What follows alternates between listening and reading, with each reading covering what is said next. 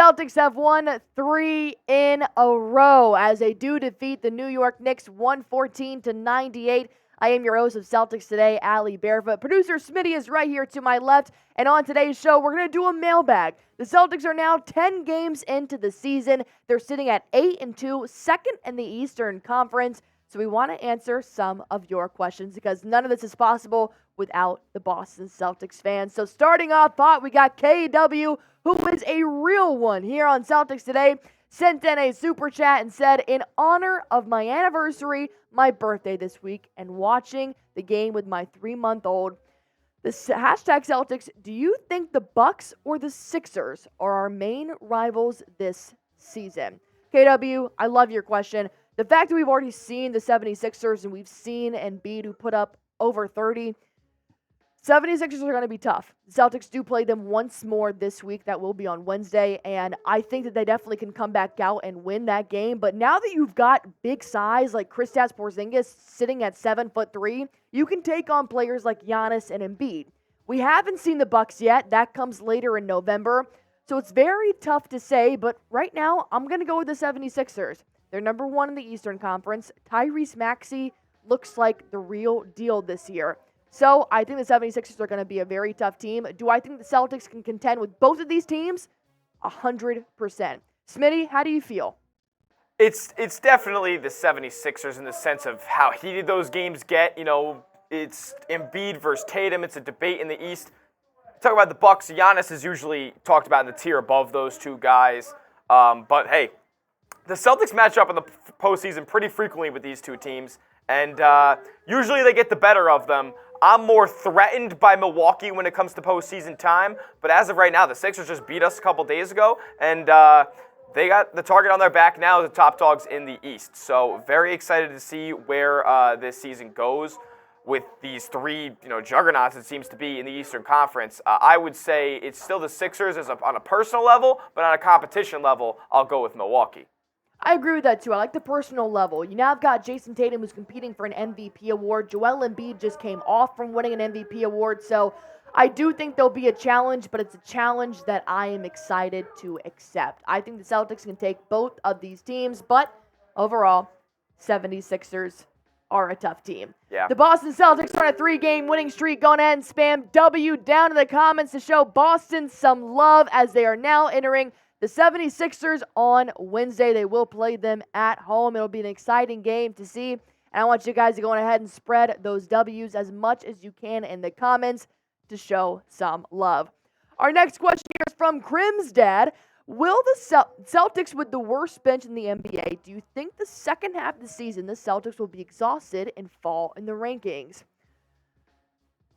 No, I don't. I think this is going to be the Banner 18 year. I truly do. I think they had the pieces. We saw in the Knicks game, in the previous games that have been happening, Joe Mazzulla has been playing the bench a lot in the first half, not so much in the second half, really giving those starters time to rest. And it's giving those bench players more reps, which you love to see. Sam Hauser was not having a good first start to the season, and now he's coming back and really showing out right now. So I think Sam Hauser, Peyton Pritchard, they can come out, and I like what I'm seeing from Al Horford, who's technically a bench player, but overall, no, I don't think they're going to fall in the rankings, and I know, Smitty, you're going to agree with me on this one.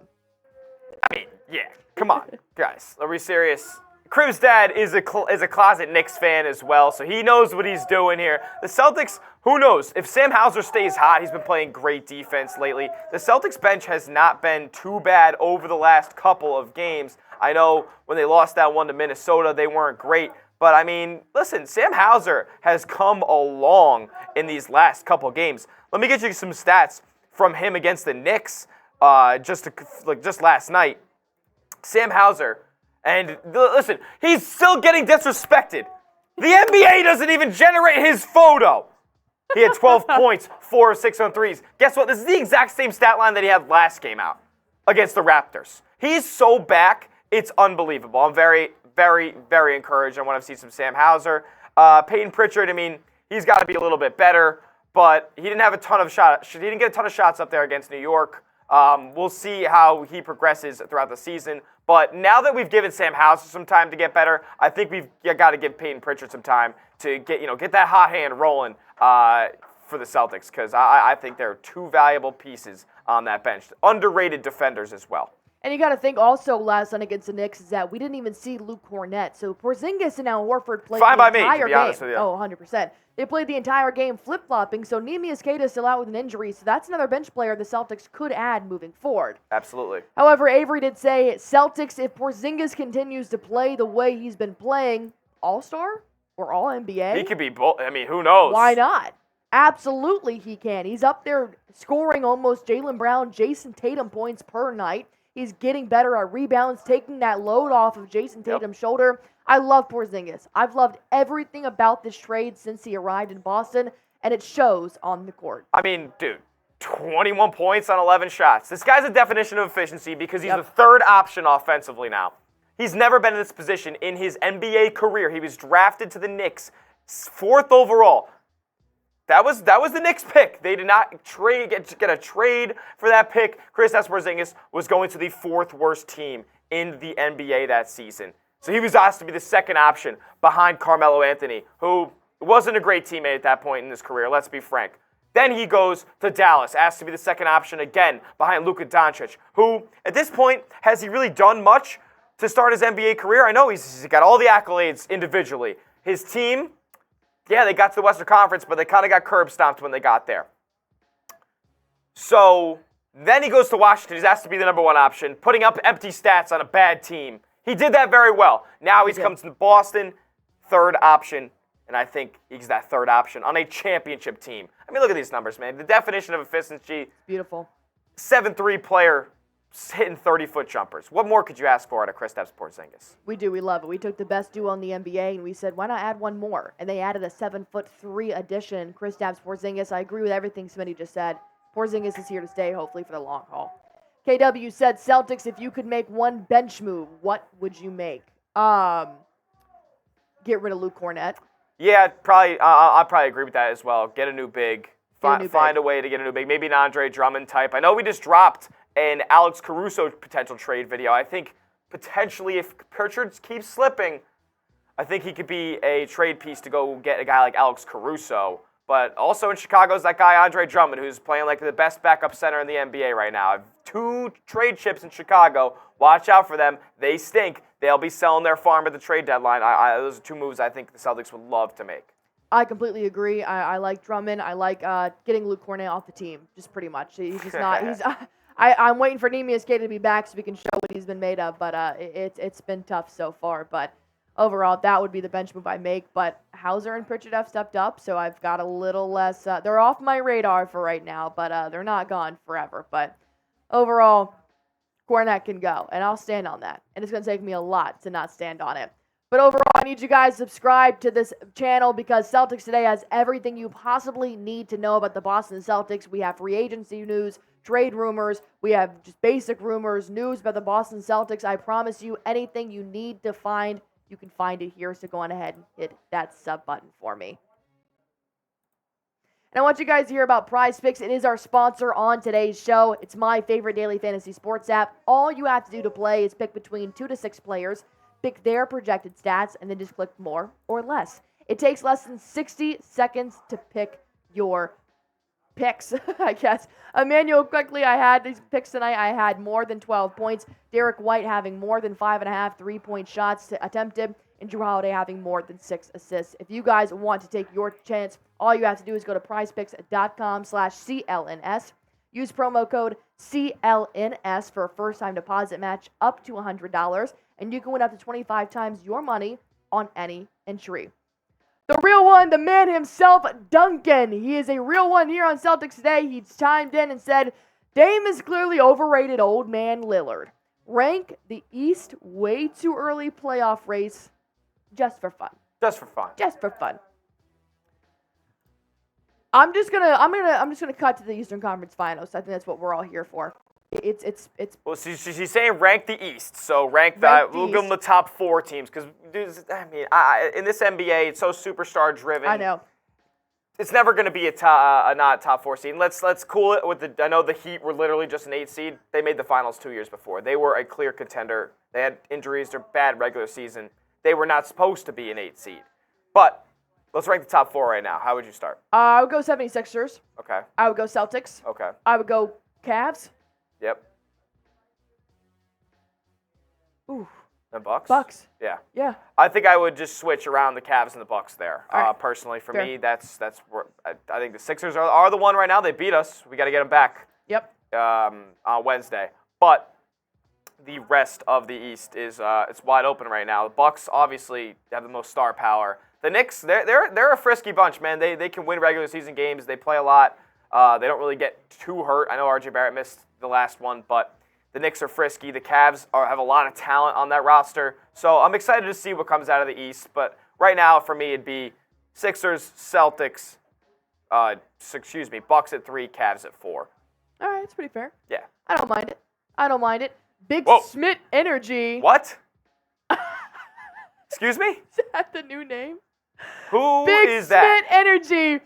We love it. We love Big Smith Energy. All right. Can the Celtics contend with the top teams in the East? We already lost the 76ers. Yeah, we were just talking about them. The answer is yes. I think that the Celtics are the top 4 team in the East. I think they're going to contend. Look, you're not going to beat the 76ers all 4 games you play in this season. You're probably not going to beat the Bucks either. That's why they're top contenders. The Celtics, however, are in that question of are they a top contender? And the answer is yes. Absolutely. They're going to win some. They're going to lose some. There's always that one team that's going to give you a little bit of a hard time, just like the Knicks tonight. The Celtics didn't even take the lead until the 4th quarter. That's okay. That's good basketball. But the Celtics are playing good basketball. So, yes, I think 76ers, Bucks, bring them all. Because I know every player on the Celtics right now will answer the exact same way. Yep. They're a challenge, but so are we. We can take them. And listen, to be fair, I know the Bucks, they had a little bit of roster turnover themselves with Dame Lillard heading there, but, I mean, that could have only helped them. The Celtics had a ton of roster turnover. They lose 3 key pieces in Malcolm Brogdon, Marcus Smart, and Robert Williams, and they, obviously add Kristaps Porzingis and Drew Holiday. It's going to take time for that chemistry, that pecking order offensively to mesh. And the Celtics are already doing a great job. They're beating the teams they need to do. I know they're beating the bad teams or the teams that are significantly less talented than they are top to bottom. They've already lost to that big dog in the Sixers. But I have full faith the Celtics are going to turn this thing around. I mean, they're on a 3-game win streak right now. Can we be a little positive? Big Smith Energy. Can we be a little positive? They're on a 3-game win streak. They're winning the games in front of them. They got another big matchup against the Sixers this week. And the Bucks matchup is just around the corner as well. I think the Celtics can win the East. What about you guys? Type Y for yes, type N for no to answer Smitty's question of the video. Can the Boston Celtics win the Eastern Conference? I think yes. Go ahead and shout it down in the comments. Y for yes, N for no, and let the Celtics love be known. While we are answering these mailbag questions right now, Banner 18, I love your name. Al Horford has been trashed start the season. Is this a bad sign for the rest of the season? Hashtag Celtics. I would like to believe no. Al Horford is 37 years old. I've seen him make some threes. I've seen him miss some threes. I've seen his defense be great. He's come in. Al Horford, to me, is kind of that player that steps up when no one else does. And sometimes you need that player. He's not going to pop off every night like JT. That's not his role. When he comes off the bench, if he can score at least 4 points off the bench every time he does, if he can grab 3-4 rebounds on offense, 2-3 rebounds on defense, that's great for me. It really is. I'm not going to ask a ton from Al Horford this season. I just want him to make a difference. I think he makes a difference. Listen, he's had a horrific start to the season as far as shooting the basketball goes. But he hasn't been efficient. Like, can we just call a spade a spade? Al Horford's also 38 years old. He's closer to 40. He's older than Joe Mazzulla. He's older than Joe Mazzulla. So, like, can we pump the expectations down on Al Horford a little bit? He's now asked to be the 6th man, which is a role he hasn't had. Al Horford, to me as well, it gets personal because this man's been here the entire time. Listen, he's not making the biggest impact. He's not asked to do too much offensively, scoring the basketball. He hasn't been efficient doing it, but he's not asked to do too much. So that lack of impact isn't being noticed too much for Boston so far. But come playoff time, come playoff time, you know Al Horford steps up to the challenge. He's out there blocking shots, locking down Embiid, locking down Giannis. He's making the impact and hitting big threes. So I will wait. If Al Horford wants to be trash all regular season long and then come alive in the postseason, I'm here for it. I don't care. I want to see Al Horford at his peak in May, in June, because he's 38 years old. And you know what? Maybe taking a couple plays off, maybe taking a couple games off is doing well for the young man.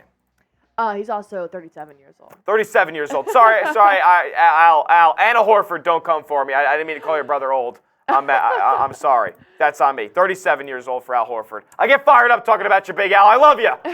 Well, then, do you think Al Horford is washed? No!